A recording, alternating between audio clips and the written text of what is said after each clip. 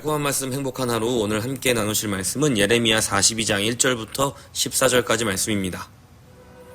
이에 모든 군대의 지휘관과 가레의 아들 요하난과 호사야의 아들 여사냐와 백성의 낮은 자로부터 높은 자까지 다 나아와 선지자 예레미야에게 이르되, 당신은 우리의 탄원을 듣고 이 남아있는 모든 자를 위하여 당신의 하나님 여호와께 기도해 주소서. 당신이 보는 바와 같이 우리는 많은 사람 중에서 남은 적은 무리이니 당신의 하나님 여호와께서 우리가 마땅히 갈 길과 할 일을 보이시기를 원하나이다. 내가 너희 말을 들었은즉 너희 말대로 너희 하나님 여호와께 기도하고 물은 여호와께서 너희에게 응답하시는 것을 숨김이 없이 너희에게 말하리라. 우리가 당신의 하나님 여호와께서 당신을 보내사 우리에게 이르시는 모든 말씀대로 행하리이다. 여호와께서는 우리 가운데 진실하고 성실한 증인이 되시옵소서. 우리가 당신을 우리 하나님 여호와께 보냄은 그의 목소리가 우리에게 좋든지 좋지 않든지를 막론하고 순종하려 함이라. 우리가 우리 하나님 여호와의 목소리를 순종하면 우리에게 복이 있으리이다. 10일 후에 여호와의 말씀이 예레미야에게 임하니 그가 가레야의 아들 요하난과 그와 함께 있는 모든 군 지휘관과 백성의 낮은 자로부터 높은 자까지 다 부르고 그들에게 이르되, 너희가 나를 보내어 너희의 간구를 이스라엘의 하나님 여호와께 드리게 하지 아니하였느냐. 그가 이렇게 이르니라. 너희가 이 땅에 눌러 앉아 산다면 내가 너희를 세우고 헐지 아니하며 너희를 심고 뽑지 아니하리니 이는 내가 너희에게 내린 재난에 대하여 뜻을 돌이킴이라. 여호와의 말씀이니라. 너희는 너희가 두려워하는 바벨론의 왕을 겁내지 말라. 내가 너희와 함께 있어 너희를 구원하며 그의 손에서 너희를 건지리니 두려워하지 말라. 내가 너희를 불쌍히 여기리니 그도 너희를 불쌍히 여겨 너희를 너희 본향으로 돌려보내리라 하셨느니라. 그러나 만일 너희가 너희 하나님 여호와의 말씀을 복종하지 아니하고 말하기를 우리는 이 땅에 살지 아니하리라 하며 또 너희가 말하기를 아니라 우리는 전쟁도 보이지 아니하며 나팔 소리도 들리지 아니하며 양식의 궁핍도 당하지 아니하는 애굽 땅으로 들어가 살리라 하면 잘못되리라. 예레미야의 말씀은 반복해서 하나님의 주권을 신뢰하고 그분의 말씀이 알려주는 그대로 순종하라고 경고해 줍니다. 유다에 남겨진 사람들은 바벨론이 세운 지도자이며 바벨론에게 우호적이었던 그달리아를 이스마엘이 죽인 일로 인하여 바벨론이 보복하거나 더 억압하려고 하진 않을지 두려웠습니다. 그래서 그들은 이집트로 도망가고 싶었습니다. 하지만 그들은 먼저 자신들의 선택이 괜찮은 선택인지 자신들이 어디로 가는 것이 정답일지 그 길을 묻고 싶었습니다. 그래서 그들은 하나님의 선지자 예레미야를 불러 하나님의 말씀을 듣고자 했던 것입니다. 그들은 아마도 진심으로 하나님의 말씀을 듣고 그 말씀대로 결정하겠다고 다짐하는 듯 보입니다. 당신의 하나님 여호와께서 우리가 마땅히 갈 길과 할 일을 보이시기를 원하나이다. 그들이 예레미야에게 이르되 우리가 당신의 하나님 여호와께서 당신을 보내사 우리에게 이르시는 모든 말씀대로 행하리이다.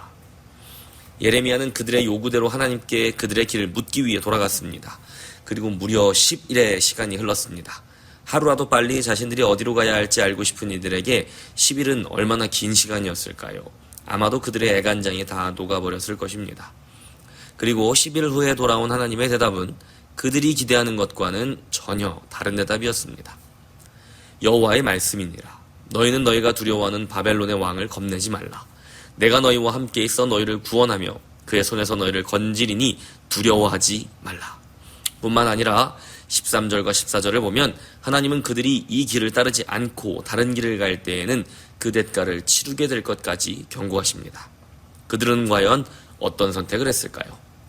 그들은 결국 하나님의 말씀을 신뢰하지 않고 자기들이 원하는 길로 곧 이집트로 향하게 됩니다.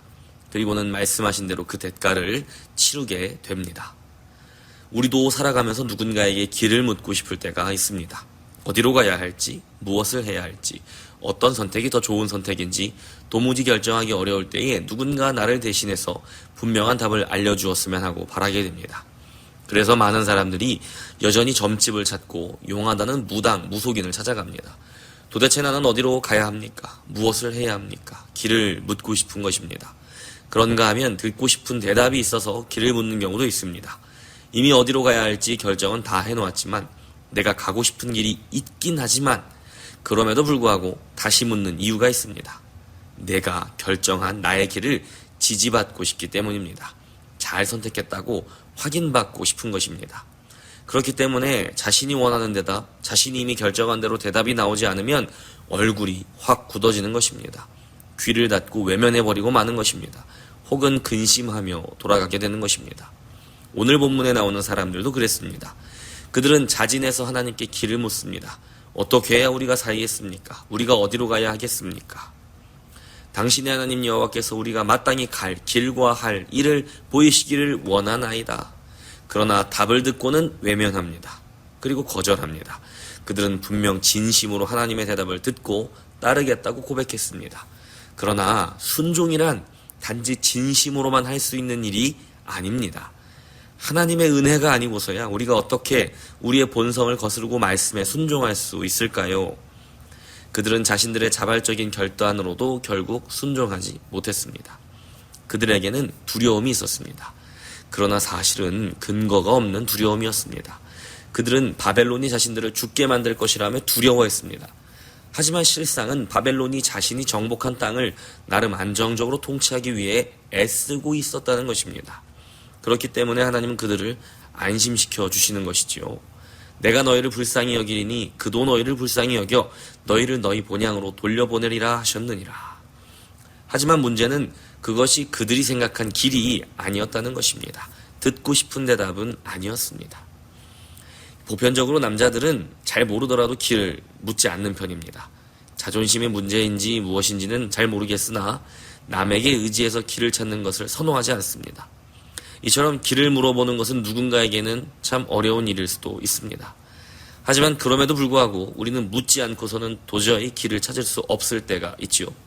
그럴 때는 물어야 합니다. 묻지 않고서는 갈 수 없습니다.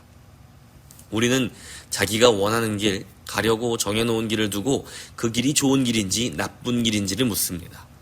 하지만 그런 질문은 사실 아무 소용이 없는 질문입니다. 왜냐하면 좋은 길과 나쁜 길의 기준을 자신이 가지고 있기 때문입니다. 좋은 길과 나쁜 길의 기준을 하나님의 말씀이 아니라 자기에게 두고 답을 기다릴 때 말씀에 의한 답이 마음에 들기는 거의 불가능합니다. 왜냐하면 말씀은 십자가의 길을 알려주기 때문입니다. 우리는 살기 위해 자기의 길을 가려고 하지만 말씀은 우리에게 살고자 한다면 십자가의 길, 죽음의 길로 가야 한다고 대답합니다. 우리 눈에는 어디가 피난처인지 선명하게 보입니다. 오늘 본문 속 사람들에게는 그곳이 바로 이집트였습니다. 거기가 살 곳이었습니다. 거기가 좋은 길, 옳은 길, 살 길이었습니다. 하지만 하나님의 길은 그곳이 아니었습니다. 남아있으면 죽을 것 같은 길, 망하는 길, 이미 멸망한 자리에 남아있으라는 것입니다. 그러나 우리가 볼 수 없는, 그래서 보이지 않는 하나님의 피난처가 바로 그곳에 있었기 때문입니다. 하지만 그들은 그것을 믿지 못했지요. 우리는 선택의 기로에서 누구에게 길을 묻고 있을까요? 나의 지식, 세상의 지식, 내가 신뢰하는 누군가의 의견입니까? 혹은 남몰래 점집이나 신묘망측한 영적인 사람들을 찾아다니고 있진 않습니까? 혹은 내가 하나님께 길을 묻는다고는 하지만 사실은 이미 답을 정해놓고 묻고 있진 않습니까? 그래서 내가 원하는 답이 아닐 때에는 얼굴이 확 굳어지는 그런 사람은 아닙니까? 하나님의 답은 십자가의 길에 있습니다. 예수님의 행적에 있습니다. 그분의 인도하심에 있습니다. 성령님께서 알려주십니다. 그리고 그 말씀에 순종할 수 있는 능력은 나의 진심이나 결심이 아니라 겸손히 구하는 자에게 주시는 하나님의 은혜의 선물에만 있다는 것을 기억해야 합니다. 오늘 하루도 작은 선택 하나하나마다 하나님께 겸손히 그 길을 묻고 하나님의 말씀에 순종할 수 있는 능력을 달라고 겸손히 기도하는 여러분이 되시기를 축복합니다. 보이지 않는 피난처로 우리를 인도하시는 주님을 신뢰합니다.